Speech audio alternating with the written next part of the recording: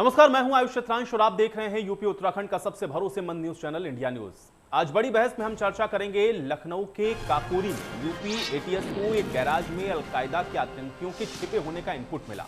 इसके बाद कार्रवाई में 2 आतंकियों को यहां से पकड़ा गया, लेकिन 5 अभी भी फरार हैं। 3 घरों में कमांडो की तलाशी है और चल रही है और बड़ी मात्रा में गोला बारूद बरामद होने की भी सूचना इस सब के बीच में सामने आई है। इसमें कुकर और टाइमर बम भी शामिल हैं। एटीएस ने आसपास के 500 मीटर के दायरे में बने घरों को खाली करा दिया है और इस पूरे इलाके को सील कर दिया गया है। इस बीच प्रदेश के ADG law and order Prashant Kumar ने लखनऊ में पकड़े गए आतंकवादियों के बारे में जानकारी देते हुए बताया है कि एटीएस ने अलकायदा के अंसार गजबातुल हिंद के 2 आतंकी मिनहाज अहमद और मसीरुद्दीन उर्फ मुशीर को अरेस्ट किया है। उनके पास से विस्फोटक और असलहों को बरामद किया गया है। एडीजी ने यह भी कहा है कि 15 अगस्त के आसपास धमाके की योजना थी और इसमें भीड़ वाले इलाकों को आतंकियों ने अपने निशाने पर लिया था। एडीजी लॉ एंड ऑर्डर ने यह भी कहा कि फरार लोगों की तलाश अभी जारी है। अब यूपी के कई इलाकों के अलावा खासकर लखनऊ को दहलाने की साजिश रची जा रही थी। मानव बम बनाकर के विस्फोट कराने की साजिश थी।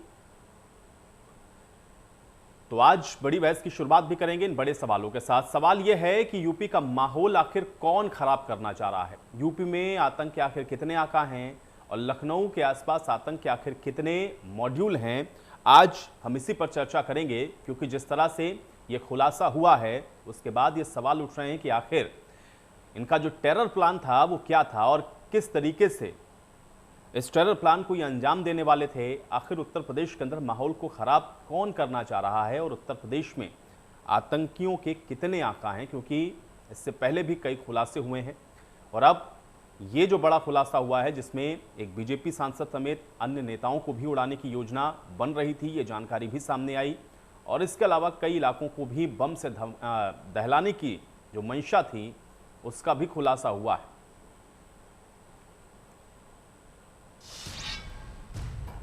तो आज बड़ी बहस शुरू करने से पहले आइए आपको सुनवाते हैं क्या कुछ कहना है ADG law and order Prashant Kumar का। यूएस अफगान ऑपरेशन में 23 सितंबर 2019 को यह मारा गया था। उसके बाद से इस अलकायदा का उत्तर प्रदेश मॉड्यूल उमर हलमंडी नाम के व्यक्ति द्वारा चलाया जा रहा था। अभी आपको प्रेस रिलीज देंगे।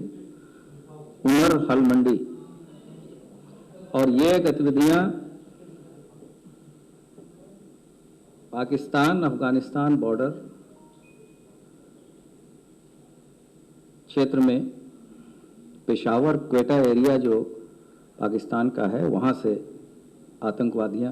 आतंकवादी गतिविधि संचालित की जा रही है। उमर हलमंडी और ये गतिविधियां पाकिस्तान अफगानिस्तान बॉर्डर क्षेत्र में पेशावर क्वेटा एरिया जो पाकिस्तान का है, वहां से आतंकवादी गतिविधि संचालित की जा रही है। उक्त कार्य के लिए उमर हलमंडी द्वारा भारत में अल-कायदा इंडियन सबकॉन्टिनेंट मॉड्यूल के संगठन में सदस्यों की भर्ती तथा उन्हें रेडिकलाइज करने का कार्य किया जा रहा है। इसी के अंतर्गत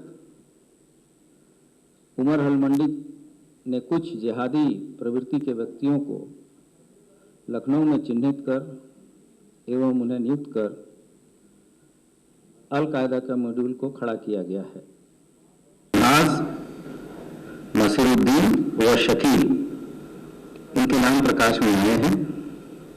इन लोगों ने उमर हलमंडी के निर्देश पर तथा अपने अन्य साथियों के सहायता से 15 अगस्त के पूर्व उत्तर प्रदेश के विभिन्न शहरों में, विशेषकर लखनऊ के महत्वपूर्ण स्थानों, स्मारकों, भीड़ भाड़ वाले इलाकों में विस्फोट करने, मानव बम आदि द्वारा आतंकी घटना कारित करने की तैयारी में थे। तो सवाल वाकई में बहुत महत्वपूर्ण है, क्योंकि जो खुलासा हुआ है उसके बाद सवाल इसी बात का है कि आखिर उत्तर प्रदेश के अंदर जो माहौल है उसको खराब करने की कोशिश कौन कर रहा है। और एटीएस जो खुलासे अब कर रही है उसके बाद निश्चित तौर पर यह सवाल उठ रहा है कि आखिर इनका कनेक्शन कहां से जुड़ा हुआ है और इनके कितने आका उत्तर प्रदेश के अंदर हैं।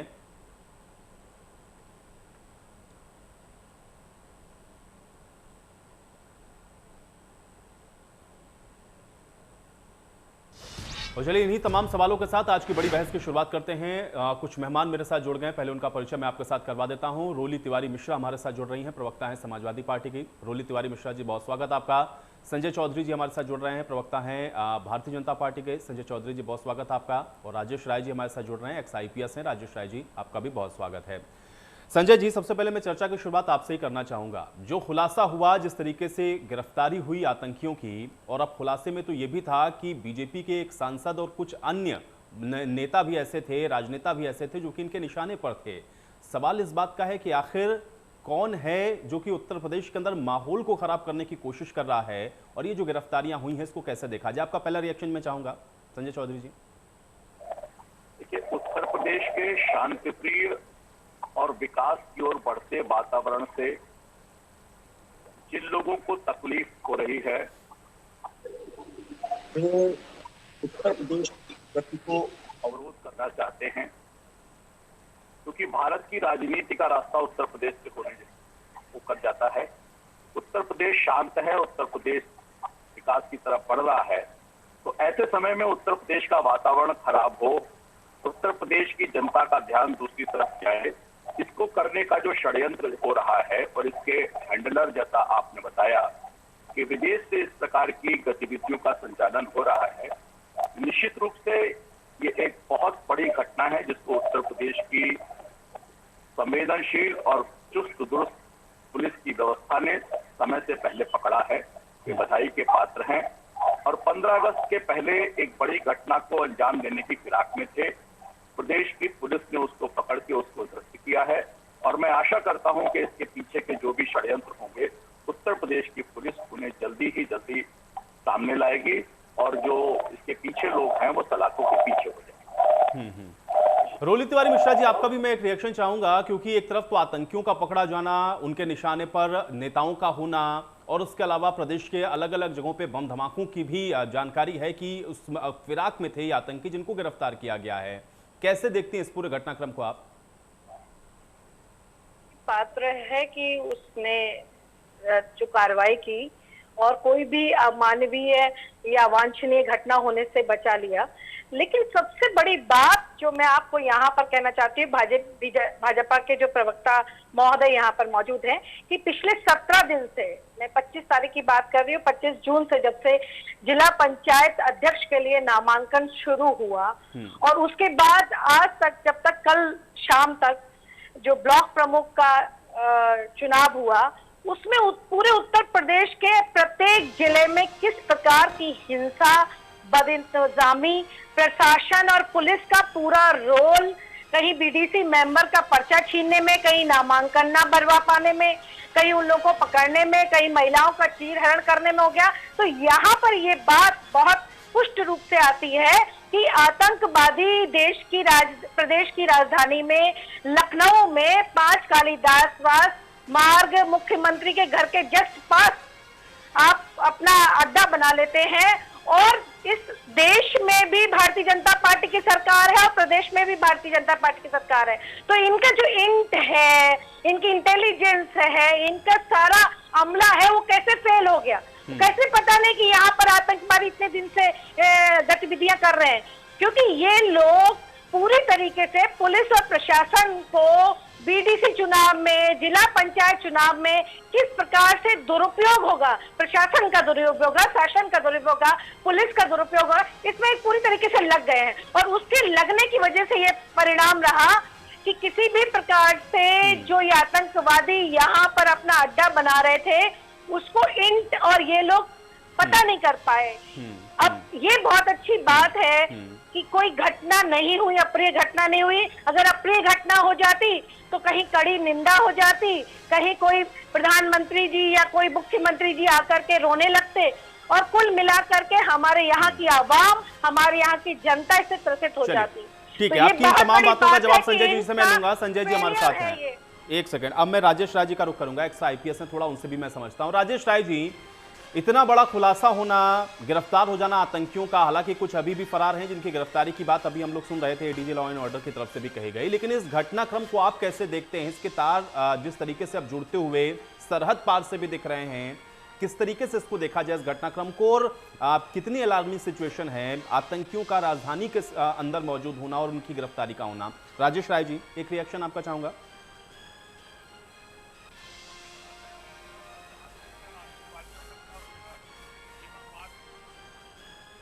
तो बड़ा बहुत ही नेचुरल सी बात है कि आप हमेशा देखें, जब भी यहाँ पर कोई आतंकवादी घटना हुई है या होने के पहले पकड़े गए हैं या कोई संगठन पकड़ा गया है, तो उसके लिंक पाकिस्तान से मिले हैं।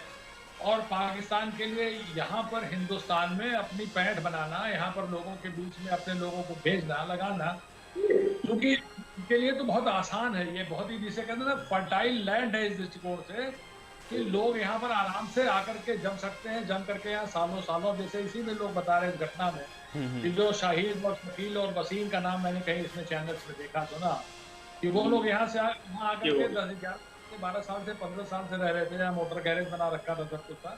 तो उनके लिए यहाँ पर खप जाना, यहाँ पर घुल मिल जाना, यहाँ पर रहना, यहाँ की रिश्तेदारियाँ हैं हमारे यहाँ, हम लोग निश्चित रूप से हमारे यहाँ जो पॉपुलेशन है वो बड़े सब लोग जो है देश प्रेमी हैं, देश के भक्त हैं सब लोग, ज्यादातर 99.9% लोग जो हैं वो सब लोग देश के प्रति बहुत समर्पित हैं। लेकिन उन्हीं में से कुछ लोग, अच्छा बहुत से लोग ऐसे हैं जो शायद मजबूरी में फंस जाते हो कि यहाँ की रिश्तेदारियां हैं सीमा पार में, सीमा पार की रिश्तेदारियां यहाँ पे हैं। लोग काफी लंबी मात्रा में, लंबी संख्या में, ढेर सारी संख्या में लोग इधर से उधर जाते हैं, उधर से इधर आते हैं। जो ISI है, जो रिक्रूटिंग एजेंसी है, चाहे जितने भी अलकायदा है, जितने भी इस तरह के जो संगठन है जो उनको रिक्रूट करती है, उनके लिए वो इन लोगों पे नजर रखती है, कौन आ रहा है, कौन जा रहा है, किससे कौन इंटरेस्ट है। वहां पर किसी को दबाव में ले लिया, किसी के परिवार के आदमी को वहां पर दबा लिया, और जो रिश्तेदार है उनको कहा कि अगर आपने कुछ नहीं किया। लेकिन राजेश जी, ये कितना अलार्मिंग है, क्योंकि जो मॉड्यूल अभी खुल रहा है या जो सामने आ रहा है, प्रेशर कुकर बम का इस्तेमाल होना, मानव बम के तौर पर इस्तेमाल होने वाले थे लोग, जिसमें राजनेता निशाने पर थे या शहर के अंदर कहीं भी वो इस तरीके के धमाकों को अंजाम दे सकते थे। ये जो मॉड्यूल जिसका खुलासा हो रहा है और इस तरीके के आतंकियों का राजधानी के अंदर से गिरफ्तार किया जाना, ये एक अलार्मिंग सिचुएशन के तौर पे इसको नहीं देखा जाएगा क्या राजेश राय जी? बिल्कुल बहुत अलार्मिंग है। और बहुत अच्छी बात यह है कि जो ATS ने अभी, जैसे माननीय तिवारी जी कह रही थी, बोली थी कि पुलिस के पास कोई इंटेलिजेंस नहीं है, पुलिस को पहले से मालूम होना चाहिए था, पुलिस तो लगी हुई है ब्लॉक प्रमुख के चुनाव में। तो ये जो कार्य लोगों ने किया है, ATS ने ये इंटेलिजेंस के आधार पर किया है, सूचना के आधार पर किया है, और उस दौरान किया है जिस समय की जो है ये ब्लॉक प्रमुख के चुनाव भी चल रहे हैं। ATS अपना काम करती रहती, इंटेलिजेंस अपना काम करती रहती। उन्हें सूचना मिली, उन्होंने इसको लोगों को पकड़ा है सूचना के आधार पर। इसमें मिनहाज पकड़ा गया है, एक बसीरुद्दीन पकड़े, और 4-5 लोग जो है वो बाकी हैं। ये पूरा खुलासा नहीं हुआ है अभी, तो केवल ये हुआ है। और आप ये देखिए ना, जो संस्था, जिस संस्था के आधार पर जो संगठन इसको कर रहा है, वो जो क्या कहते हैं उसका, अलकायदा का अंसार गजवातुल हिंद। बात ये ना कि हिंदुस्तान में इस तरह की आतंकवादी घटनाओं का उद्देश्य क्या है, कम से कम हम लोग थोड़ा पीछे भी तो जाकर के देखें ना। क्यों हिंदुस्तान की आवाम को डराना चाहते हैं, क्यों हिंदुस्तान के अवाम में यहाँ लोगों के अंदर दहशत पैदा करना चाहते हैं? इसलिए चाहते, और खासतौर से उत्तर प्रदेश में इसलिए चाहते हैं कि यहाँ पर जो वर्तमान जो गवर्नमेंट है वो फेवरेबल नहीं है, ना तो पाकिस्तान के फेवरेबल है, और ना जो इस तरह के इस्लामिक संगठन है जो आतंकवादी, उनके फेवरेबल है। तो यहाँ पर उस आतंक को फैला करके जो पाकिस्तान का एजेंडा है, उस एजेंडे को कि जो यहाँ पर जब दहशत फैलाई जाए, दहशत फैलाकर। नहीं राजेश जी, ये आपने बहुत बड़ी बात कही, क्योंकि सिचुएशन निश्चित तौर पे फेवरेबल नहीं है, और इसलिए उत्तर प्रदेश को भी निशाने पर ही आतंकी कहीं ना कहीं लेने की कोशिश कर रहे थे। ये आपने बड़ी बात कही। लेकिन राजेश राय जी, राजेश राय जी ने जो बात कही उसका मैं, ठीक है, संजय जी से मैं उसका जवाब लेता हूँ। एक सेकंड, अरे रोली तिवारी जी थोड़ा सा धैर्य रखें। संजय चौधरी जी पहले जवाब दें कि आपका इंटेलिजेंस सही तरीके से काम नहीं कर रहा था, आप लोग चूंकि चुनावों में व्यस्त हैं, प्रशासन आपका वहां व्यस्त है, इसलिए इतनी बड़ी घटना, वो तो बेहतर हो कि समय से पहले खुलासा हो गया, लेकिन जो काम आपकी इंटेलिजेंस का होना चाहिए था वो हुआ नहीं। संजय चौधरी जी मैं चाहूंगा रिएक्ट करें। राजेश जी पुलिस व्यवस्था के व्यक्ति हैं और इस मामलों के विशेषज्ञ हैं, हम सबसे बेहतर जानते हैं पुलिस कैसे काम करती है और पुलिस का काम कितना मुश्किल है। एटीएस जो केवल टेररिस्ट ऑर्गेनाइजेशन के पीछे काम करती है, वो लगातार इनको ट्रेस कर रही होगी तभी इनको पकड़ पाई है। ये आसान काम नहीं है। उनको जो लोग स्लीपिंग मॉड्यूल्स रह के अलग अलग जगह पर अपने वेश को बदल के अलग अलग जगह पर छुप कर और इस प्रकार के गतिविधियों को अंजाम देने के लिए एक मिशन के रूप में लगे रहते हैं, उनको ट्रेस करना बहुत मुश्किल काम है। तो ऐसे मुश्किल काम को अंजाम देने के लिए इसको राजनीति से जोड़ने की कोई जरूरत नहीं है, क्योंकि अगर राजनीति से इसको जोड़ा जाएगा तो फिर मामला बहुत पीछे चला जाएगा। देखिए, बीते लगभग 4.5 साल के अंदर उत्तर प्रदेश में इस प्रकार की आतंकवादी गतिविधियों का कहीं कोई नामो निशान नहीं रहा। हम लोग जानते होंगे उत्तर प्रदेश के 3 डिस्ट्रिक्ट ऐसे हैं, चंदौली, मिर्जापुर, सोनभद्र, जहां नक्सली गतिविधियां होती थी। 4.5 साल से वो भी शून्य है। पुलिस महकमा और उसके जो टेरर के अगेंस्ट काम करने वाले लोग हैं वो बहुत मुस्तैदी के साथ काम कर रहे हैं, साइलेंट वर्क करते हैं। उनको वो तो बेचारे कभी फ्रंट लाइन में भी नहीं आते, तो उन्होंने जो इसको रोका है और करने से पहले ही रोक दिया और उन्हें ट्रेस आउट कर लिया, 2-3 लोगों को पकड़ लिया और को ट्रेस कर रहे हैं। तो ये जो काम किया है ये बहुत ही प्रशंसनीय काम किया है। उत्तर प्रदेश की पुलिस ने न केवल 4.5 साल तक के ऐसे लोगों को रोका है, बल्कि उनके दिलों में हाथ डाल के उनको घसीट कर बाहर किया है। इसके पहले की सरकार थी, आप जानते हैं कि 4 बम धमाके उत्तर प्रदेश में एक साथ हुए थे और आतंकवादियों को उत्तर प्रदेश की उस समय की समाजवादी पार्टी की सरकार ने मुकदमे वापस लेने की बात कर रही थी। तो देखिए, कम से कम इस पर राजनीति न की जाए। मुझे लगता है कि बड़े निवेदन के साथ एक बात कहना चाहती हूँ, इस पर राजनीति न हो और बिना राजनीति के पुलिस ने जितना शानदार काम किया है, पर तमाम मुकदमे हैं। मुश्किल देखिए, आतंकवादी की घटनाओं को राजनीतिक घटनाओं के साथ कम से कम मुझे बोलने का समय दिया जाए। रोली जी मैं आपको पूरा समय दूंगा, लेकिन थोड़ा धैर्य पूर्वक सुने। अभी एक प्रवक्ता और है, पहले मैं उनको समय दूंगा, मैं आपके पास आऊंगा। आराम से आप आरोप लगाइएगा, क्योंकि जो आप एलिगेशन लगा रही थी आराम से सुना है, संजय चौधरी जी ने उसको सुना है, तो अब उनको रिएक्ट करने दीजिए। मैं आपके पास पूरा आऊंगा, आराम से जवाब दीजिएगा। संजय जी कंप्लीट करें। आतंकी जब किसी पर हमला करते हैं, वो चाहे जनता पर हमला करते हो, बच्चों पर हमला करते हो, महिलाओं पर हमला करते हो, तो वो ये नहीं देखते कौन समाजवादी पार्टी का है, कौन भारतीय जनता पार्टी का है। उनका उद्देश्य तो टेरर फैलाना है और इस टेरर के खिलाफ राजनीतिक भेदभाव को छोड़कर राजनीतिक विद्वेष को किनारे रखकर के उत्तर प्रदेश की जनता को चुनाव में, ब्लॉक प्रमुख चुनाव में आप लोगों ने टेरर फैलाया, बम धमाके किए। रोली जी देखिए, मुझे लगता है कि आप एक बड़ी गंभीर प्रवक्ता हैं। इतना बेसिक डिफरेंस आप कर सकती हैं कि एक आतंकी घटना में और उत्तर प्रदेश के अंदर जो स्थितियां बन रही हैं, दोनों का कंपैरिजन कृपया करके ना करें। और राजनीति से अगर थोड़ा सा इतर आप रहेंगी तो मुझे लगता है कि ज्यादा बेहतर होगा। रोली जी देखिए, मैं बहुत माफी के साथ, मैं आपको टोकना नहीं चाह रहा था, लेकिन आप चर्चा डिस्टर्ब कर रही हैं। रोली जी मैं बार बार कह रहा हूं कि मैं आपको पूरा समय दूंगा, आप अपनी बात को आराम से रखिएगा, लेकिन आप दूसरे प्रवक्ता को बोलने नहीं दे रही है। रोली जी ऐसे चर्चा होती नहीं है। रोली जी ऐसे चर्चा नहीं होती, और कम से कम मेरे साथ ऐसे बिल्कुल चर्चा नहीं होती है। मैं जब आपको अलाउ करूंगा आप आराम से बोलिएगा, उनकी बात कंप्लीट होने दें, आप आराम से एलिगेशन लगाइएगा, मैं आपको पूरा समय दूंगा। लेकिन रोली जी ऐसे नहीं होगा, ऐसे चर्चा नहीं होगी। रोली जी मैं नहीं कहना चाहता, लेकिन लोकतंत्र की बात आप करती हैं। आपने जिस प्रकार की छोटी घटनाओं से इस आतंकी घटना को कंपेयर किया है, मुझे लगता है कि उत्तर प्रदेश की जनता के हित के लिए, आतंक को रोकने के लिए कम से कम आप ऐसा न करें। इस घटना को उत्तर प्रदेश की जनता के विरुद्ध हो रहे आतंकी हमले से की तरह देखें और आतंक उत्तर प्रदेश में न बढ़े। इसलिए चलिए ठीक है संजय जी, आपका रिएक्शन आ गया। इस बीच हमारे साथ उमाशंकर पांडे जी भी जुड़ चुके हैं, कांग्रेस पार्टी के प्रवक्ता हैं। उमाशंकर जी बहुत स्वागत है आपका भी चर्चा में। उमाशंकर पांडे जी, जो घटनाक्रम अभी हुआ या जो खुलासा हुआ, जिन आतंकियों की गिरफ्तारी हुई, इस पूरे घटनाक्रम को आप कैसे देखते हैं, इसके क्या मायने आप समझ पाए हैं, इसको कैसे देखा जाए, आपका रिएक्शन मैं चाहूंगा उमर शंकर जी।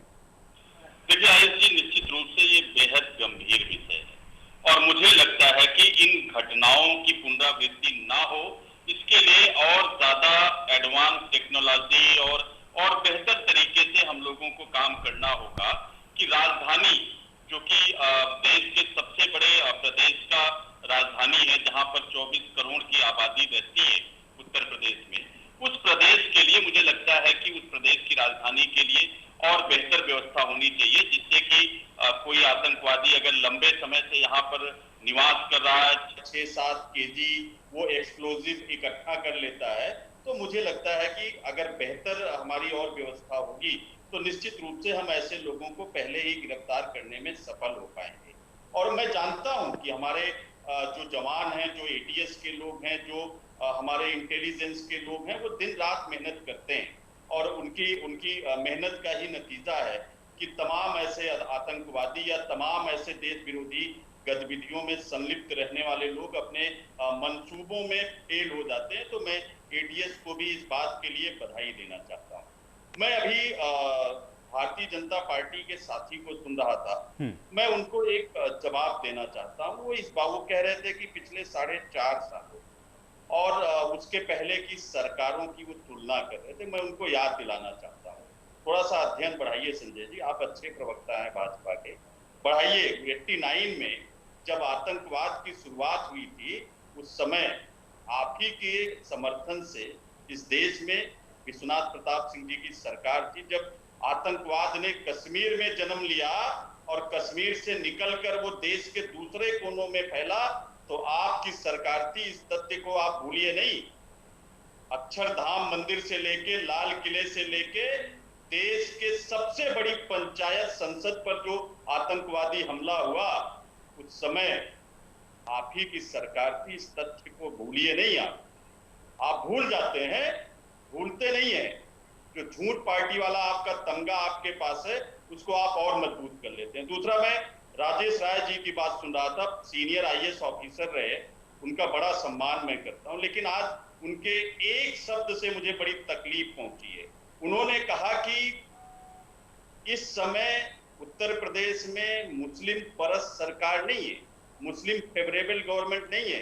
राजेश राय जी, आप बहुत सम्मानजनक तरीके से आपने जो शब्द कहा, रिवाइंड करवा लीजिए, मैंने सुना कि संयोग से नहीं, मुस्लिम नहीं बोला, उन्होंने बोला कि उनके फेवरेबल नहीं है, ऐसी कम्युनिटीज के फेवरेबल नहीं, उन्होंने इस बात को बोला। और उन्होंने आतंक के लिए बोला, उन्होंने कि आतंक के जो आका हैं उनके लिए फेवरेबल नहीं है, कम से कम उत्तर प्रदेश के अंदर। ये सब आपको शोभा नहीं देता है राजेश राय जी। आपने बाकायदे सम्मानजनक तरीके से आईपीएस की नौकरी से आप सेवानिवृत्त हुए हैं। तो क्या इसके पहले इस देश में कौन सी सरकार थी, इस प्रदेश में कौन सी सरकार थी जो पाकिस्तान परस्त थी? आप बताएंगे क्या? और फिर अगर कोई सरकार पाकिस्तान परस्त थी, तो आपके सेवा काल में इस प्रदेश में मुझे जो लगता है कि 40 साल से कम आपने पुलिस की नौकरी नहीं की होगी। उसमें कांग्रेस की भी सरकार रही है, सपा, बसपा और भाजपा की भी सरकार रही है। तो क्या भारतीय जनता पार्टी के अलावा कोई सरकार पाकिस्तान परस्त थी? और बिल्कुल तरीके से आप पॉलिटिकल नहीं बनना चाहता पांडे जी, मैं पॉलिटिकल मैंने कोई बात नहीं की है। मैं तो ये कह रहा हूँ कि सरकार यहाँ कोई पाकिस्तान समर्थित है, जो आतंकवाद इन सरकारों के समय में फैला है, राजनीतिक पाकिस्तान की इसके बाद ना मैंने इसमें जो है ये क्या कहते हैं किसी आपका रिगार्ड मान रहा है, मैं नॉर्मल बात कर रहा हूँ और आप उस बात को लेकर के पाकिस्तान किसी भी अगर आप ऐसी बयानबाजी की बात करते हैं, आप ये देखिए ना कि पाकिस्तान की संसद में भारतवर्ष के जिन नेताओं का नाम ले लेकर के, मैं आप में किसी राजनेता का नाम नहीं लूंगा, लेकिन आपने भी इस बात को सुना होगा, पाकिस्तानी संसद में भारत के तमाम ऐसे राजनेता हैं जिन राजनेताओं की तारीफ संसद में होती है कि देखिए ये लोग हैं जो कि हमारे पक्ष की बात करते हैं। मैं भी सुनता हूं पाकिस्तान चैनल। मैं किसी इसमें राजनीति में नहीं पढ़ना चाहता। मेरा ये कहने का मतलब है कि जो आतंकवाद है हिंदुस्तान में, ये जो प्रकरण है, इस प्रकरण में भी जैसा भी अगर आपने एडीजी लैंड ऑर्डर साहब को सुना होगा, तो ये सीमा पार से अफगानिस्तान, पाकिस्तान, पेशावर, उसके बीच से वहां पर ये संचालित हो रहा है। जो जिसका नाम आया उमर हलकुंड का, वो वहां से संचालित कर रहा है। पाकिस्तान से ये संचालित हो रहा है। हिंदुस्तान में जब पाकिस्तान से कोई चीज संचालित हो रही है तो यहाँ पर पाकिस्तान से कोई चीज संचालित तब हो सकती है जब उसको यहाँ पर फर्टाइल जमीन मिले। वो फर्टाइल जमीन लोग, यहाँ के तमाम लोग जो इनोसेंट लोग हैं, वो लोग यहाँ से विदेश जाते हैं। कि आप अपनी बात से पलट रहे हैं, आप पुलिस में हैं, आप बताइए कब ऐसा नहीं हुआ है, कब ऐसा नहीं हुआ? आप ध्रुव सक्सेना का नाम जानते हैं क्या राजेश राय जी? राजेश जी, आप ध्रुव सक्सेना का नाम सुने हैं क्या? टारगेट वो ढूंढते थे। इंटेलिजेंट तर्क और इंटेलिजेंट जवाब की उम्मीद करता हूं। आप ध्रुव सक्सेना का नाम जानते हैं क्या? कैसे फर्टाइल हुआ है लैंड, में वो बताना चाह रहा हूं। आपने ध्रुव सक्सेना का नाम सुना क्या कभी राजेश राय जी? मैं बता देता हूं। मध्य प्रदेश के भोपाल में भारतीय जनता पार्टी की आईटी सेल के हेड रहे हैं। वो आईएसआई के लिए जासूसी करते थे, उसमें वो गिरफ्तार हुए थे। अब आप ध्रुव सक्सेना का नाम नहीं लेके चैनलों पर बैठ के, क्योंकि वो भारतीय जनता पार्टी का पदाधिकारी था, आईएसआई के लिए काम करता था। उसकी गिरफ्तारी शिवराज चौहान के ही मुख्यमंत्री काल में हुआ था। ये भी नहीं था कि हमने राजनीतिक साजिश के तहत उसको गिरफ्तार। चलिए ठीक है, अब एक एक करके मैं इस पर जवाब दूंगा। ठीक है, चलिए, मुझे लगता है कि थोड़ा सा एक एक करके सब बोलेंगे तो बेहतर रहेगा, क्योंकि एक तो ऑडियो का कुछ डिस्टर्बेंस है आज और आप लोगों की बात बिल्कुल समझ में नहीं आ रही। ठीक है उमाशंकर जी, आपकी बात कंप्लीट हो गई। रोली जी बहुत देर से बैठे हैं। रोली जी ठीक है, अब रोली जी का बात। रोली जी क्या कहना चाह रही थी? ठीक है उमाशंकर जी, रोली जी। मैं बहुत देर से सुन रही थी और मैं साधुवाद देना चाहूंगी, धन्यवाद देने को उमाशंकर जी को, क्योंकि राय साहब की इस बात पर मुझे भी बेहद आपत्ति थी कि उन्होंने कहा कि अभी जो सरकार है वो आतंकवादी विरोधी सरकार है, इससे पहले जो सरकार रही वो पाकिस्तान परस्त सरकार रही। ये बड़ी शर्मनाक बात है। आप एक अधिकारी रहे हैं, प्रशासनिक अधिकारी रहे हैं, एक देश की सबसे बड़ी प्रशासनिक उससे आए हैं और आपने तमाम सरकारों के अंतर्गत काम किया होगा और तमाम सरकारों की जिम्मेदारी भी की होगी। और आज आप चैनल पर बैठ करके जब आप प्रचार हो जाते हैं करना चाहती हैं, आपको शर्म आनी चाहिए। रोली जी, आपको शर्म आनी चाहिए जब आप जो बात है उस बात को तोड़ मरोड़ करके गलत तरीके से बात करना चाहती हैं। ये बात जो है, ये बात आपके लिए शर्मनाक है। पाकिस्तान परस्त सरकार, उन्होंने इस शब्द का इस्तेमाल नहीं किया। अब आप उसको अपनी तरह से इंटरप्रिटेट अगर कर लें तो ये आपकी अपनी समझ है ना। रोली जी, उन्होंने इस बात को बिल्कुल नहीं कहा। रोली जी, राजेश राय जी ने पाकिस्तान परस्त सरकार है ये उन्होंने नहीं कहा। ये उन्होंने नहीं कहा कि पाकिस्तान परस्त सरकार, इससे पहले पाकिस्तान परस्त सरकार थी, उन्होंने इस शब्द का इस्तेमाल नहीं किया। उसको आपने इस तरीके से इंटरप्रिटेट किया। ठीक है रोली जी, रोली जी, रोली जी, रोली जी, थोड़ा मुद्दों पर अब बात कर लें। अब आप आगे बढ़ जाएं इससे थोड़ा, आप इससे थोड़ा आगे बढ़ें। जवाब आपको देना है संजय चौधरी जी की बात का, आप उस बात का जवाब दें। ठीक है, चलिए राजेश जी थोड़ा सा धैर्य रखें, मैं आपके पास आऊंगा। रोली जी, देखिए, मैं एक सैन्य परिवार से आती हूं, मैं एक देश के बड़े सैन्य अधिकारी की पत्नी हूँ, मेरा पूरा परिवार सैन्य परिवार से आता है, इसलिए यहाँ पर कोई राष्ट्रवाद का अगर कोई राग अलापे तो उससे पहले मैं उनसे कहना चाहती हूँ कि देश की सुरक्षा, प्रदेश की सुरक्षा, राष्ट्रवाद, आतंकवादियों के प्रति गहन और गहरी जो विरोध है वो हम लोग दर्ज करते हैं, हमारी पार्टी दर्ज करती है। और इस प्रकार की कोई भी घटना का न समर्थन होना चाहिए और न ही इस प्रकार की कोई घटना को आप साथ देना चाहिए। लेकिन आपका परिवार बधाई का पात्र है, आपका परिवार बधाई का पात्र है। आप एक तरफ अपने परिवार की तारीफ कर रही हैं और दूसरी तरफ अपने परिवार को कांग्रेस से जोड़ रही हैं। पार्टी की सरकार है, आप एक तरफ अपने परिवार के, ऐसा तो नहीं रोली जी आपके केंद्र में है, आपकी सरकार राज्य में है, तो रोली जी एक तरफ अपने परिवार की आप गौरव गाथा सुना रही हैं, एक तरफ उनके राष्ट्रवाद की बात कर रही हैं और आप अपने उस राष्ट्रवादी परिवार को उठा के तुरंत कांग्रेस से जोड़ दे रही हैं। आप उनको कांग्रेस से मत जोड़िए, उनको राष्ट्र से जोड़ रही है, एक जगह रखिए, आप जुड़ रही है कांग्रेस से। माध्यमों से जुड़ रहे हैं। आखिर इनकी ऐसी कौन सी कमी थी कि इतने लंबे समय से घटना को अंजाम हो सकता था, और जब हो जाता तो आप क्या करते? आप कड़ी निंदा व्यक्त कर देते। आप अरे रोली जी रोक तो दिया ना भाई। रोली जी और क्या हो सकता है? ऐसा तो नहीं है ना कि देखिए कोई, देखिए दोनों तरीके के पक्ष है ना रोली जी। रोली जी या तो आप डिस्क्रेडिट कर दीजिए, नहीं रोली जी देखिए एक चीज कहनी पड़ेगी, रोली जी आपको एक चीज कहनी पड़ेगी, रोली जी आपको एक चीज कहनी पड़ेगी, या तो आप डिसक्रेडिट कर दीजिए इंटेलिजेंस को कि हाँ नहीं वो समय रहते नहीं कर पाए, और अगर आप उनको क्रेडिट दे रहे हैं तो भाई खुलासा तो करा ना, खुलासा तो किया इंटेलिजेंस नहीं ना, उसको भारतीय जनता पार्टी ने खुलासा नहीं किया, वो इंटेलिजेंस नहीं किया, हमारी सुरक्षा बलों ने किया, हमारे पुलिस के जवानों ने किया है। तो उनको क्रेडिट अगर दे रही तो ये मत कहिए ना कम से कम कि इंटेलिजेंस फेल था। इंटेलिजेंस फेल तब होगा कि अगर घटना घटित हो गई होती, नहीं हुई है उसके लिए क्रेडिट दे रही हैं, उसके लिए आप क्रेडिट दे रही हैं, उसके लिए आप क्रेडिट दे रही हैं, तो कम से कम फिर साथ में ये मत जोड़िए ना कि इनका इंटेलिजेंस का फेल्योर है। खुलासा तो हुआ ना, उसमें समय लगता है। रोली जी, सरकार की नाक के नीचे किसी बिहार में होते, 75 जिलों में कहीं और होते, राजधानी में लखनऊ में बैठ करके आप बता रहे हैं पूरा कि ये सब चल रहा था, असला था, सामान था, कुकर बम था, ये सब आप खुलासा तो हो गया ना, यही तो मैं कह रहा हूँ ना रोली जी। रोली जी कोई कुकर बाहर से खरीद के लाया तो तुरंत उसको कैसे गिरफ्तार कर लेंगे? वो बम बना रहा था तभी गिरफ्तार किया गया ना, उसमें समय लगता है। और आप खुद बता रही हैं आप तो ऐसे परिवार से आती हैं, कम से कम डिसक्रेडिट तो मत करिए ना, इसमें कहां से पॉलिटिक्स आती है? परिवार से आती हूँ, इसीलिए मैं बता रही हूँ कि सरकार बहुत जगहों पर फेल हो जाती है।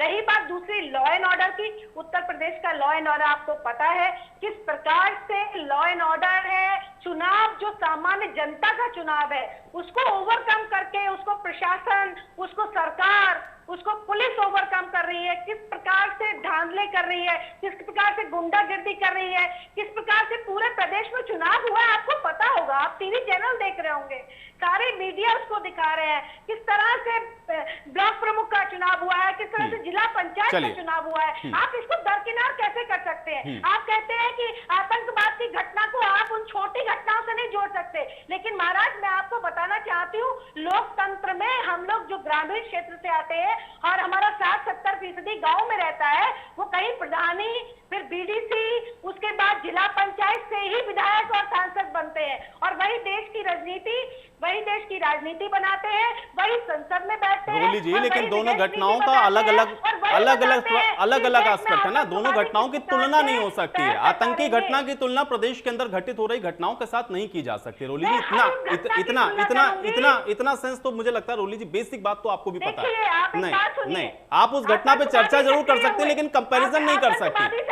आप उस घटना पर चर्चा कर सकती है लेकिन कंपैरिजन नहीं कर सकते। घटना हुई है उस समय इनकार नहीं कर रहा हूं, लेकिन आप कंपैरिजन नहीं कर सकते ना। आतंकी घटनाओं को कम से कम सेपरेट रखें ना रोली जी उस घटना को सेपरेट रखें, रोली जी उन घटनाओं को सेपरेट रखें और आतंकी घटनाओं को सेपरेट रखें। बस इतना सा मैं आपसे उम्मीद करता हूं।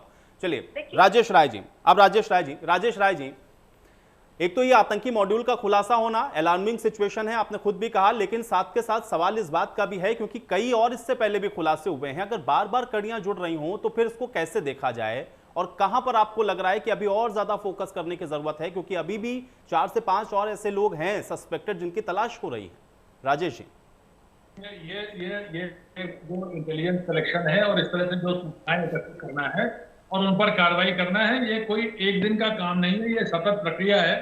और इस प्रक्रिया में ऐसा नहीं है कि ऐसा कोई पुलिस के पास या जो खुफिया एजेंसी है या जो हमारी सेना है उसके पास भी, कहीं पर भी लोगों के पास, इंटेलिजेंस एजेंसी के पास कोई मैंड्रेक के जादू वाला कोई एक वो शीशे वाला वो नहीं है कि उसमें देखा और ये पता लग गया कि वहां रुका हुआ है, वहां पे है। सारी की सारी इंफॉर्मेशन एक शीशे के तौर पे बिल्कुल सामने खुली किताब की तरह से मिल जाए। परिश्रम करना पड़ता है उसमें, चूंकि रोली जी आर्मी के परिवार से हैं तो इस बात को अच्छी तरीके से समझती है कि इंटेलिजेंस कलेक्शन कितनी कठिन बात है। जो आर्मी के और जो पुलिस के जवान है, पुलिस के अधिकारी हैं, जिस तरह से चीजों पे लगते हैं उसमें कितनी उनको मेहनत लगनी पड़ती है, उनको इंटेलिजेंस अपनी प्रयोग करनी पड़ती है, मुखबिर का सहारा लेना पड़ता है और आज की तारीख में जो टेक्निकल हमारी जो नॉलेज है उसका सहारा लेना पड़ता है। इन सब चीजों के साथ कई बार ऐसा होता है कि सफलता मिल जाती है, कई बार ऐसा होता है कि नहीं भी मिलती है। तो नहीं भी मिलती है सफलता को, उसको ये नहीं कह सकते कि उनको आप उठा कर एक कंडेम्ड कर दें, नहीं, वो तो अपनी कोशिश करते रहते हैं। और जैसे लखनऊ में देखिए, लखनऊ में ये पहले यहाँ पर एक आतंकवादी मारा गया था जिसके घर वालों ने उसकी डेड बॉडी लेने से इनकार कर दिया था और उन्होंने कहा था आतंकवादी, इसको अपने घर में अपने उसको उसका डोनेशन भी नहीं करेंगे। तो लोगों में ये जज्बा है।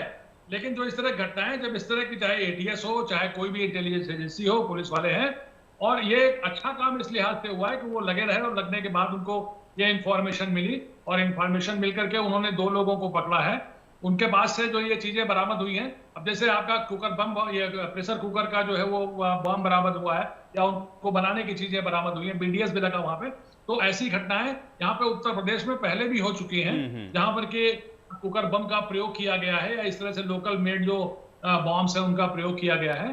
तो ये जो छोटे छोटे क्रूड चीजें हैं जिनको लगा करके एक दहशत फैलाने की कोशिश की जा सकती है, उनको असेंबल करने की चीजें मिली हैं। एक शुरुआत हुई है जिसमें कि जो आतंकवादी लोग हैं वो मिले हैं, उनसे पूछताछ होगी, पुलिस इनको पकड़ा है, पुलिस ने जब उनका इंट्रोगेशन होगा उनसे और तार से तार निकलेंगे, कौन लोग उनको सपोर्ट कर रहे थे। ये तो एक बेसिक इंफॉर्मेशन मिली है कि उनको पेशावर से, और ये जो अंसार गजवातुल हिंद करके जो संस्था है अलकायदा की, वो इनको स्पॉन्सर कर रही है, वो लोगों को ट्रेन कर रही है, वो लोगों को जो है रेडिकलाइज करके, किनसे रेडिकलाइज कर रही है, जो यहाँ पर लोग हैं, जो इनोसेंट माइंड है, उन्हीं के माइंड को पॉइजन करके, उन्हीं के दिमाग को पॉइजन करके, उनको गलत इंफॉर्मेशन देके, गलत तरीके से बता के, उनको डिफरेंट चीजों का गलत इंटरप्रिटेशन करके उनको इस बात के लिए इंडक्ट किया जा रहा है कि आओ और तुम इस आतंकवादी चीजों में सम्मिलित हो, और इस तरह से धीरे धीरे रिक्रूटमेंट करके इस पर रोक लगाने के लिए, ये बात में बिल्कुल सही है कि जो इंटेलिजेंस एजेंसी है उनको और अलर्ट होना पड़ेगा,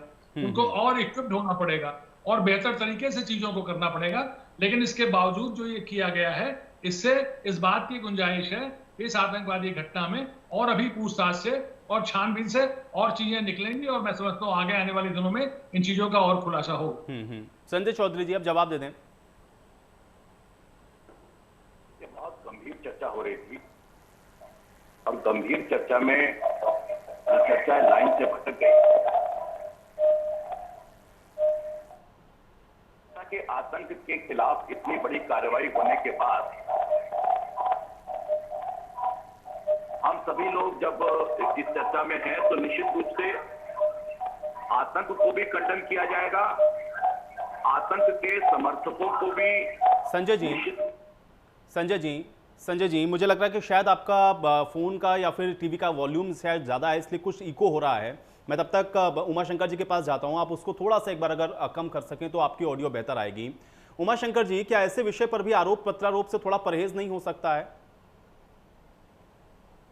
आयुष जी, मुझे एक घटना इस देश की ऐसे बता दीजिए कि जब किसी भी आतंकवादी घटना पर या किसी भी पाकिस्तान परस्त युद्ध में पूरा देश एकजुट खड़ा नहीं रहा, चाहे वो कारगिल का युद्ध रहा हो, चाहे वो पाकिस्तान से हमारा युद्ध रहा हो जिसमें बांग्लादेश का जन्म हुआ, या हमने पाकिस्तान से भी और लड़ाइयां लड़ी और चाइना से भी हमने और भी लड़ाइयां लड़ी, और पूरा देश एकजुट होकर खड़ा रहा। अब उस पे वे लोग जिनका इतिहास काला है, जो इतिहास के काले पन्नों पर क्रांतिकारियों के मुखबिर और देश के गद्दार के रूप में दर्ज हैं, जिनको इस देश की जनता ने, जो आजादी की लड़ाई के स्वयं गवाह थे, आजादी की लड़ाई के स्वयं भागीदार रहे, ऐसे लोग 70 सालों तक भारतीय जनता पार्टी को बाहर रखा। मैं कोई बहुत कड़ा शब्द नहीं प्रयोग करना चाहता, लेकिन मैं कर सकता था। लेकिन मैं सीधे कह रहा हूं कि इन लोगों को कालर पकड़ के सत्ता के बाहर बिठा के रखा, क्योंकि वो जनता जानती थी जो कि ये लोग देश के गद्दार हैं, ये देश के क्रांतिकारियों के मुखबिर हैं। वो जनता जो उस समय थी वो जानती थी।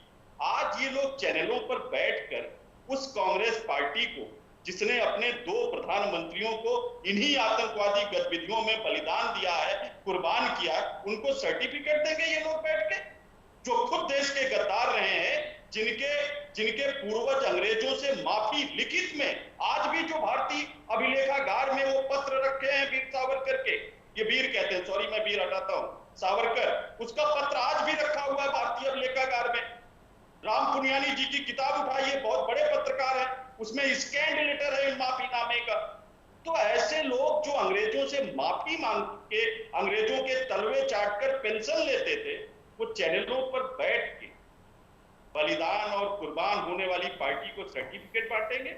ये जो धर्म के नाम पर, राम के नाम पर चंदा चोरी करने वाले लोग हैं, जो ईंट बालू और मोरंग तक चुरा ले जाने वाले लोग हैं, वो धर्म के नाम पर सर्टिफिकेट देंगे? कि इनको किसने कॉन्ट्रैक्ट दिया है राष्ट्रवाद का और धर्मवाद का? आतंकवादी गतिविधियों पर ये देश हमेशा से एकजुट रहा। अटल बिहारी वाजपेयी जी प्रधानमंत्री थे, कारगिल युद्ध हुआ था, जिस बोफोर्स पर ये लोग आरोप लगाते थे वही बोफोर्स काम आई थी और पूरा देश एक साथ खड़ा हो गया था अपना खून देने के लिए। हॉस्पिटलों में जगह नहीं थी, बैंक नहीं बचा था कि और ब्लड युवाओं का ले सके। लेकिन इन्होंने क्या किया था उस कारगिल युद्ध में आयुष जी? इन्होंने ताबूतों में दलाली खाई थी, इन्होंने कफन में दलाली खाई थी। ऐसे लोग चैनलों पे बैठ के सर्टिफिकेट बांटेंगे, ऐसे लोग सर्टिफिकेट बांटेंगे। अटल बिहारी वाजपेयी जी की आत्मा इन लोगों के वक्तव्य सुन सुन के रो रही होगी, जिन्होंने इंदिरा गांधी जी को दुर्गा कहा था बांग्लादेश के जन्म के बाद, और ये लोग चैनलों पे बैठ के राष्ट्रवाद के पुरोधा बन गए हैं। शर्म आनी चाहिए, अपना इतिहास पढ़ के आया करिए संजय जी। और मैं पहले बोलता था, बीच में थोड़ा सा सुधरे थे आप लोग तो मैंने बंद कर दिया था, लेकिन फिर बोलना पड़ेगा। वो जो सावरकर का माफीनामा है उसको जेब में रख के लाया करिए, और जब आपके मन में सर्टिफिकेट देने का विचार आए तो पहले वो माफीनामा निकाल के पढ़ लिया करिए, और फिर कहिए नहीं यार मेरे पूर्वज तो देश के साथ गद्दारी करने वाले लोग थे, मुझे ये बोलने का। चलिए आप संजय जी से मैं जवाब लेता हूं। संजय जी जवाब दें। देखिए, अंग्रेजों की बनाई हुई पार्टी के नुमाइंदे अंग्रेजों से लड़ने की बात कर रहे हैं, जिन्होंने कश्मीर में, पंजाब में, असम में आतंक फैला। वो आतंक के बाद शांति का प्रवचन दे रहे हैं। जिनकी सरकार के समय 26/11 था, वो हमें एग्रेसिव होने की बात बताते हैं। बहुत बाद में पीछे जाएंगे तो शर्मसार हो जाएंगे आप खुद। जिस पार्टी का रक्त और रक्तबीज केवल अंग्रेजों से पोषित होता हो, आज भी जिनका नेतृत्व विदेशियों के हवाले होता हो, वो भी देसी लोगों की बात करेंगे। लोगों पर जो ऐसी बात करते हैं, उन्हें चिल्लू भर पार्टी में डूब मरना चाहिए। जो देश में आतंक को बढ़ाते हैं, कश्मीर में बढ़ाते हैं, असम में बढ़ाते हैं और पंजाब में बढ़ाते हैं, और उसी आतंक में आप खत्म हो जाते हैं। इस सच्चाई को जान लीजिए। आपने जो किया है उसका परिणाम आप भोग रहे हैं। आप में इतना भी नैतिक बल नहीं है कि एक पार्टी को अपना राजनीतिक दल का नेतृत्व सौंप सके। आप बौद्धिकता की बात करते हैं। आप बताइए, आपके बाद जब जिस समय बम्बई में हमला हुआ, सेना कह रही थी कि हम आक्रमण करना चाहते हैं, आप बिल में घुस गए। ये भारतीय जनता पार्टी की सरकार थी जिसने सर्जिकल स्ट्राइक करके पाकिस्तान के नाक के अंदर जो घुसे हुए थे आतंकवादी, उनको घुस कर मार दिया। क्या आप न बौद्धिक आधार पर, न राजनीतिक आधार पर, न आर्थिक आधार पर देश की बात करते हो। जब देश की बात होती है, जब विकास की बात होती है, जब आगे बढ़ने की बात होती है, जब लोगों के हित की बात होती है, विदेशियों के पीछे जाकर बैठ जाते हो। क्या भोपाल के अंदर जो अपराधी था वो क्यों भाग गया था? क्योंकि वो इटली से संबंध रखता था। मित्रों को पीछे मत जाओ, जब पीछे जाओगे तो शर्मसार। इतिहास की बात वो राजनीतिक दल करे जिसका जन्म केवल अंग्रेजों के बनाए हुए विदेशियों के द्वारा, विदेशियों के हित के लिए, और आज भी विदेशियों के द्वारा संचालित हो रहे हो। तुम क्या करोगे? आज भी तुम विदेशियों के द्वारा संचालित हो रहे हो। इसीलिए इस सारी बहस को आप जो विदेश में काम कर रहे हैं उनके पक्ष में खड़े हो जाते हो। बहुत अच्छा कि इस बहस को जो भी सुन रहा, बूढ़ा होता, जवान होता, उत्तर प्रदेश कोई भी व्यक्ति होता, उसको कि उत्तर प्रदेश में एक आतंकवादी घटना होती है तो उत्तर प्रदेश के सारे राजनीतिक दल उसको खंडन करते हैं। बहुत अच्छा कि इस प्लेटफॉर्म पे जितने लोग बैठे हैं वो आतंक के खिलाफ एकजुट होते, आतंक के खिलाफ मिलकर हमला करते। वो चाहे किसी भी राजनीति के हों, किसी भी विचारधारा को मानने वाले हों, किसी भी प्लेटफॉर्म पर हों, लेकिन अगर देश में आतंकवादी हमला होगा, आतंक से प्रेरित लोग होंगे जिनके साथ विदेश में होंगे, उन विदेशियों के खिलाफ इस देश की जनता को खड़ा होना पड़ेगा। अगर विदेशी तार इसके पीछे हैं, देश के लोग विदेशी से संचालित होते हैं, उसकी कठपुतली बन रहे हैं, तो हम सभी लोग ठीक है। चलिए एक प्लेटफॉर्म पे होना चाहिए। चलिए ठीक है, रोली जी उसको लग रहा ठीक है, रोली जी पांडे जी मैं आऊंगा, पहले एक रोली जी का रिएक्शन मैं लूंगा। एक सेकंड रोली जी। आपने बड़ी सफाई से भाजपा और कांग्रेस की भिड़ा दी, आप किनारे हट गए, अच्छा किया। बहुत सुंदर तरीके से आपने भाजपा और कांग्रेस में भिड़ा ली। बात करते करते उनको उधर मोड़ दिया गन को। आप मुझे बता दीजिए चौधरी साहब कि देश पर जब जब हमला हुआ पूरा भारत एक हुआ कि नहीं हुआ? कारगिल मैंने देखा, ऑपरेशन पराक्रम मैंने देखा, मेरे पति वहां कश्मीर में ऑपरेशन पराक्रम के समय थे। आप क्या बात करते हैं? पूरा देश एक होता है कि नहीं होता है? आज अगर एक फौजी की बीवी बनकर के समाजवादी पार्टी का मुख पृष्ठ बनकर के, प्रवक्ता बनकर के आपसे ये बात कह रही है, लेकिन आपके अंदर ये जो यूफोरिया है, आप लोग जो इस मानसिकता से है कि आप ही राष्ट्रवादी हैं, भारतीय जनता पार्टी राष्ट्रवादी है, बाकी कोई राष्ट्रवादी नहीं है, उनका राष्ट्रवाद से कोई लेना देना नहीं, यही एक दलित विचारधारा है। और इसी विचारधारा के खिलाफ 2022 और 2024 में नहीं रोली जी, लेकिन वो यही तो कह रहे हैं ना कि आतंक की घटनाओं पर तो कम से कम उसको कंडेम कर दीजिए ना। इसीलिए वो तो बार बार आपको शुरुआत से कह रहे हैं कि उसको अलग अलग रखें, इसीलिए कह रहे हैं कि दोनों को अलग अलग रखें, दोनों को अलग अलग रखें ना। बस इतनी बड़ी कार्रवाई प्रदेश के अंदर घटित हो रही घटनाओं को लेकर के आपको जो एलिगेशंस लगाने आप लगाइए, लेकिन अगर आतंकी पकड़े गए हैं तो मुझे लगता है कि उसमें इफ बट मत लगाइए,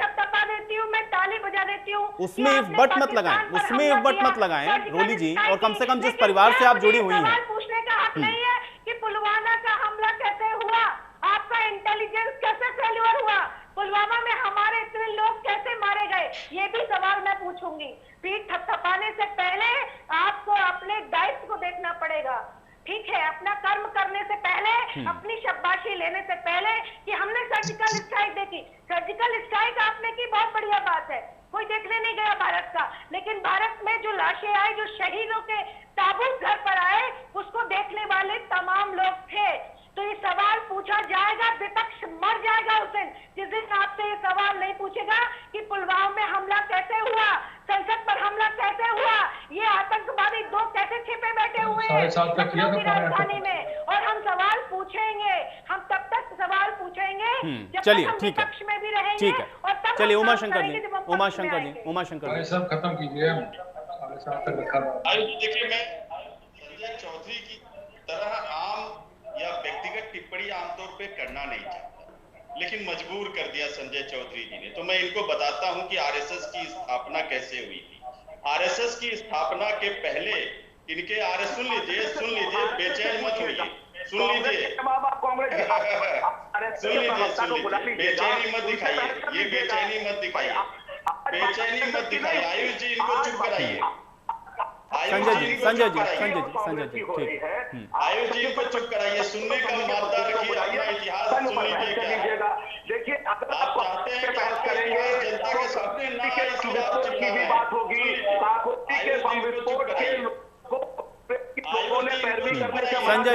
संजय जी अब आपने कांग्रेस को बताया, कांग्रेस को बताया, ठीक है, चलिए, ठीक है, आपने बोल दिया, सुनिए, सुन लीजिए, चेहरा देख लीजिए, अपना चेहरा देखने में डर लग रहा है, अपना चेहरा से, अपने चेहरे से डर लग रहा है। कम से कम गांधी की बात मानिए, चेहरा खत्म कर दीजिए। गांधी जी ने अपना चेहरा देख लीजिए, मैं दिखाना चाहता हूँ, सुन लीजिए, इतिहास की बात चुप कराइए, आयुष जी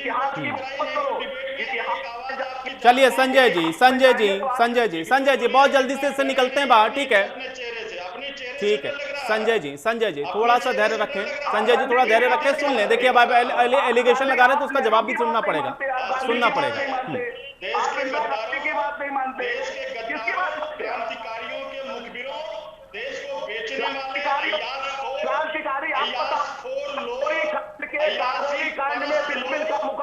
देश के गद्दारों, चलिए ठीक है, चलिए इस प्रकार के आरोप प्रत्यारोप से मैं बाहर आ जाता हूँ। राजेश राय जी, ये जो स्टैंड यहाँ पर दिख रहा है पॉलिटिकल पार्टीज का, क्या आपको लगता है कि ये भी एक बहुत बड़ा कारण होता है कहीं ना कहीं, ये जो घटनाएं होती हैं इसके ऊपर जो उसका पॉलिटिसाइजेशन होता है, क्या ये भी एक बहुत बड़ा चैलेंज है?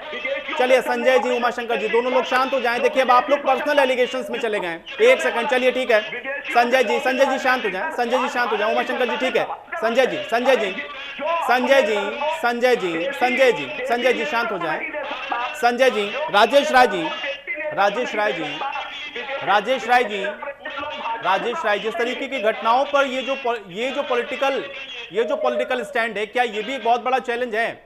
राजेश राय जी जवाब नहीं देने दिया आपने, आयुष जी को जवाब देना है, मैं चलने नहीं दूंगा debate, this is not fair.